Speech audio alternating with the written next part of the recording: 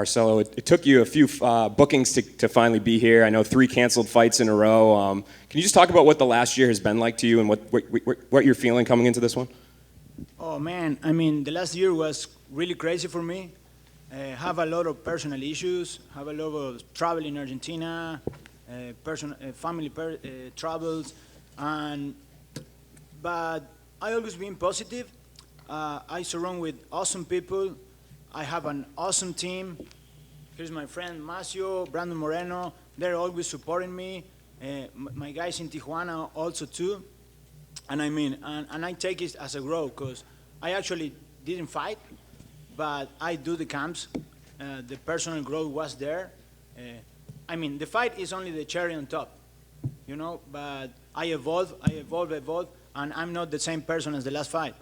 Yeah, and I guess, you said you dealt with your personal issues, but the 3 bookings we knew about, it was your opponents that pulled out. So how do you stay positive when there's things like that are out of your control? Man, you got to do that.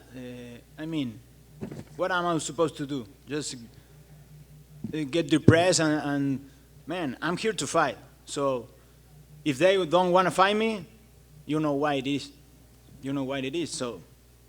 And your last fight against Charles obviously was a phenomenal fight. It was back and forth. What were you able to kind of take out of that one? I think the fans liked it, but were you able to kind of pull anything out of it and improve on it? Yeah, I mean, it was a short notice fight. I took that fight on a bigger weight class and short notice, and I give the fan an awesome fight, and I really enjoyed that.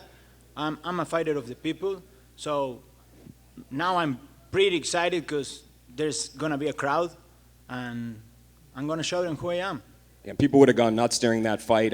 For you being an exciting fighter like that's in those sort of wars, is that something that you shoot for, or is it something like, man, I can't be taking damage like this, even if it's exciting and it grows my brand? Oh, man, it's the fighting. It's the fight game. I don't give a fuck. If I need to get hit to give you 3, I'm gonna do it. Thanks. Marcelo, right here. You're obviously fighting Kyler Phillips. He's coming off a pretty controversial decision loss. Did you think he won his last fight against Halian? He won, definitely. He won the first round. Yeah. But he wasn't be able to finish the fight. So that I think that's was a big issue in the fight because he just slowed his rhythm a lot because he wasn't be able to finish it. And Pavia went up. So yeah, I think he lost the fight. A really close decision, but he lost it. Yeah. And he was ranked at the time when he lost that fight, and he dropped out of the rankings. Now, after that fight, a lot of people thought he had either won or, at worst, it was a draw. So, are you still looking at him as like a top 15 fighter, even though he might not have that number next to him? For sure, man, for sure. I mean, the matchmaker put this fight because they know what I bring to the table, and I'm gonna take his spot. If I can knock him out, submit him, then give me the 15. He has a lot of decision wins, but outside of that, he has I think 5 or 6 knockouts, not a lot of submissions. So does anything stand out about his game outside of his striking? Man, he's a pretty good fighter. He moves a lot. He kicks pretty well. He uses a lot of his jab. But I'm a really good fighter too, so, I mean, we are here for a show. And I think I saw on your Instagram you were standing in front of a banner. It said Nate Diaz. It said represent on it, and you were pointing at it. Are you working with the represent team, or are you just there with Brandon? I'm working with the represent team. I'm part of Brandon Moreno's camp. So yeah, the guys help us pretty well. Marcelo over here. Hey, how you doing, man? Can you talk to me a little bit about what the Brandon Moreno effect is and how that's impacted you? Oh, that's a thing we come up when he won the title, because I call it the Brandon Moreno effect, because actually he make us believe that we can do this, and we can be among the greatest fighters of the world. And we've been trying, we've been training, we've been here for a lot of time. Man, it cost me 16 years of my life being in the UFC. So that's what I'm telling you. I'm not a quitter. I'm going to keep going, keep going, keep going. And Brandon Moreno show us the whole Latin American fighters that we can do it. Very cool. I'm not sure if you've answered this question in the past previously, but can you talk to me a little bit about your celebration as well with the T-Rex? Oh, Where does that come from? yeah. So I'm gonna try to explain you really quick, but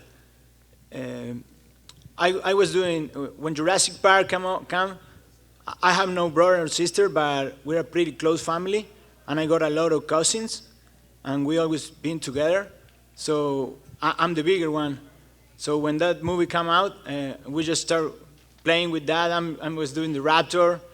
So the time I get to grow up, so I leave my country in 2015, and I start traveling around the world, just learning and growing, and didn't come back home. So one time I was fighting and get this pretty awesome knockout, and in my head was my family. So I just doing the Raptor, and they immediately know that I was there for them. That's awesome. Thank you. When you think of Argentina and what you represent, what's the first thing that comes to your mind, and how important is it for you to represent Argentina? I mean, Argentina, my city, we got great fighters. I'm representing a country that always support one sport, football. Argentina is all soccer. I mean, it's all soccer, and people love that. But now the sports are growing, and we got a few fighters in UFC, and people really love them and show us the support. So I'm gonna give them the win for that. Does what Brandon did for Mexico, is that something that you aspire to do for your country and continue to grow? For sure, 100% sure. I mean, I'm working hard towards it. I'm gonna fulfill that objective in my life. I'm gonna make Argentina proud of me.